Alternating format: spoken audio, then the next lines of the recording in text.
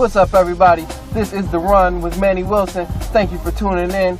Now, to jump straight into college football, I think Jim Harbaugh is definitely overrated, and he could be a mistake for the University of Michigan. Think about it. What has this man done? Yeah, he gives you guys a great record. But if the University of Michigan doesn't win the rest of their big games this year, it's time to get rid of Jim Harbaugh.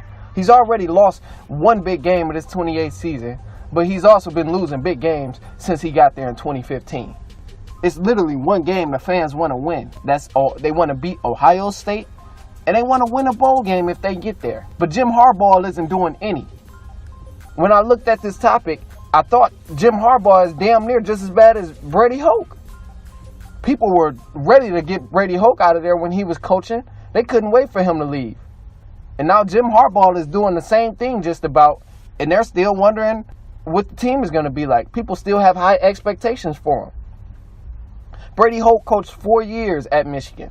He beat Ohio State one time out the 4 years. He won one bowl game out of 3 appearances. Jim Harbaugh coached 3 years. He's in his 4th year. He's never beat Ohio State since he's been there. And he also only won one bowl game with 3 appearances. Him and Brady Hoke are just about the same people when it comes to this coaching thing at the University of Michigan. It's not a clear difference. And this 4th year for Jim Harbaugh is what can possibly separate him from Brady Hoke. That's the only thing that can do it, if he wins his big games. But clearly he has proved to us that he cannot do it. Within the last 3 years of him coaching, he's never beat Ohio State. He's won one bowl game. He's completely overrated. You can finish with a good record.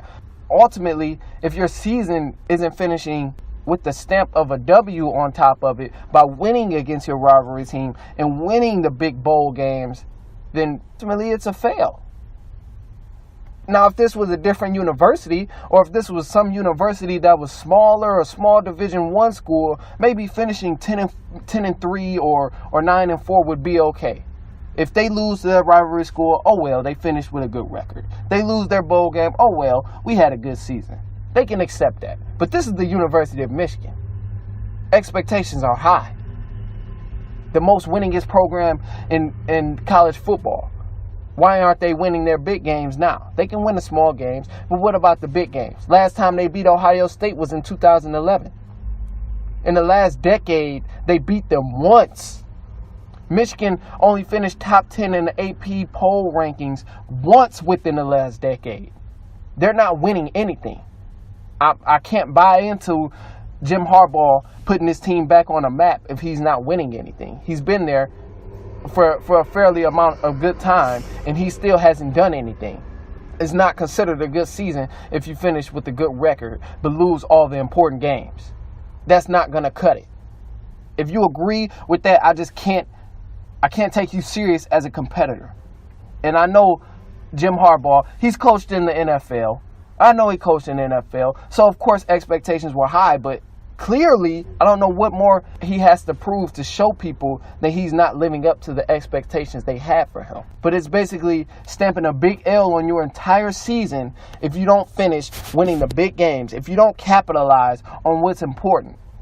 It's basically stamping a huge L on the entire season. You work all summer. You work during the season. You get better. You win the small games, but you still don't beat that rivalry school.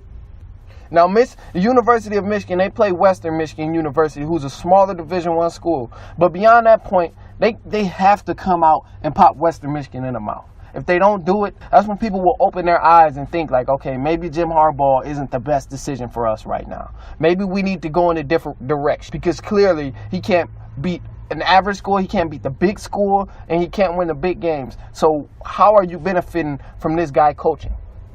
He can take your team to Paris, or he can take your team out the country. But when it's game time, what's going on? What's going on? Explain to me. And that's all I have for y'all today, man. This is The Run with Manny Wilson. Be sure to follow me on Twitter @_Manny30, and you all have a great day today.